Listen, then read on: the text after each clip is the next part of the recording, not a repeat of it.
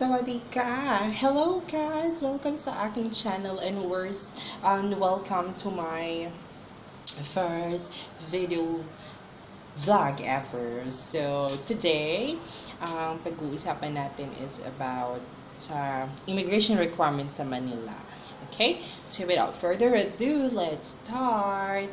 So, number one, first thing you should have is your passport. Okay, so your passport is very important when you are traveling abroad, and kasi ito ang identification card or identification ID mo na kailangan i-present.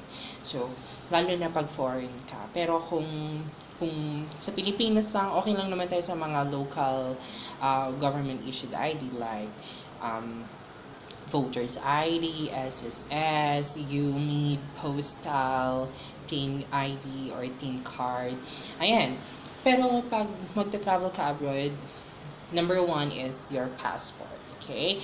Your passport must be 6 months pa yung validity nung pagbalik mo sa kanyang pag-alis. So, ngayon, kung hindi ako nagkakamali, 10 years na ang validity, pero kasi yung naabutan ko is 5 years. Ayun. Ayun ang aking passport. Ayan. Di ba haggard pa siya, Neng? Haggard pa siya. And then, next is your return ticket. Your return ticket is very important kasi check-in counter agent and immigration officer in the Philippines will not let you in or will not let you out of the country kung wala kang return ticket. Kasi SOP nila yon, lalo na sa check-in counter pa lang, hahanapan ka usually kapag tourist kang lalabas ng Pilipinas, let's say, punta kang Thailand, Hong Kong, Singapore, Malaysia, Taiwan, or kung saan ka man pupunta or destination mo, hahanapan ka ng return ticket. Okay? Bakit? Kasi kapag isa lang or one way lang ang ticket mo, iisipin nila, ay, maghahanap to ng trabaho doon. Asa na ang ticket mo pabalik, 'di ba? So magiging problema 'yon. Second, doon sa immigration na possible ka ma-offload. Hindi lang possible, offload ka talaga nila.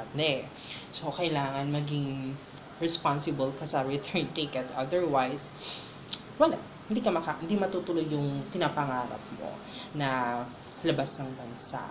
So, first is passport, second is return ticket, and third is your hotel voucher. So, ito lagi kong sinasabi sa mga friends ko, saka sa mga nakikilala ko sa online, ano daw ba ang mga platform para makapag-book ng hotel. Kasi, alam niyo naman ngayon, ano na sa internet kung paano mag-book, 'di ba? So, ako personally ang ginagamit ko kapag nagta-travel abroad ako or domestic, nung nasa Pilipinas pa, usually nagbo-book ako sa Travelbook PH pag domestic, even Agoda and booking.com. Pero kapag international ang travel ko, ang lagi kong pinagbo-book kung saan ako lagi nagbo-book,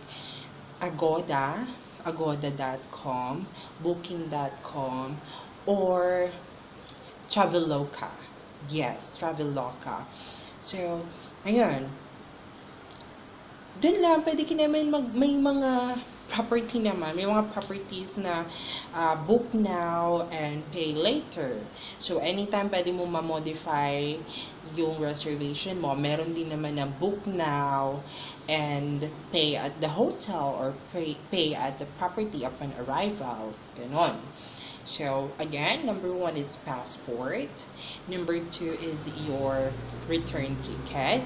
Number three is your hotel voucher. Okay? And fourth thing na kailangan mo bago ka or before ang flight mo, kailangan naka-ready is your company ID. Mga te, wag na tayo epokratika. Kailangan, alam mo naman sa immigration, kailangan mo i-prove na you are capable to travel, 'di ba? So, kapag wala kang company ID, if you're not working sa Philippines, medyo mahihirapan ka unless yung travel mo is sponsored by your relatives sa country of your destination. Pero kung tourist ka, lalabas ng bansa, let's say pupunta ka ng Hong Kong, Thailand, or dito na sa atin sa Southeast Asia, hahanapan ka talaga ng ng company ID. Company ID is very important to prove you are capable at may work ka sa Pilipinas na babalikan after your travel. So, dun also mag-gauge ng immigration officer na ay hindi siya mag-a-apply sa destination niya or sa bansa na pupuntahan niya kasi you're still connected sa company mo sa Pilipinas. Okay? Usually, yun lang naman ang hinahanap. And then, 5, visa if applicable dun or if needed dun sa country of your destination. Pero, since assume lang natin na you are first time traveler na lalabas ng bansa, ang kailangan mo lang talaga is your passport, return ticket, hotel voucher, company ID. Sometimes immigration officer will ask for your payslip, certificate of employment, COE sa company. Sometimes naghahanap sila ng credit or debit card. Pero sometimes case-to-case basis.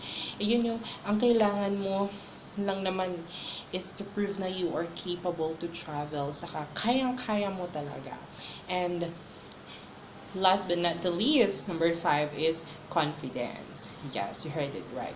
Confidence. Sometimes, isang factor kaya na-offload ang passenger kasi alam mo yun, nararattle sila kapag tinanong na ng immigration officer. Minsan, ay, labo-labo na ang sagot. Alam mo naman sila, di ba, pinoprofile nila tayo or yung passenger kung nagsasabi ba ng totoo. So, nalalaman nila kung you're hiding something sa bansang pupuntahan mo, lalo na sa mga medyo mataas ang rate ng human trafficking like Malaysia, Singapore, and I think Bangkok. Dito rin sa Thailand, medyo strict ang immigration officers sa Manila, lalo na kapag babae.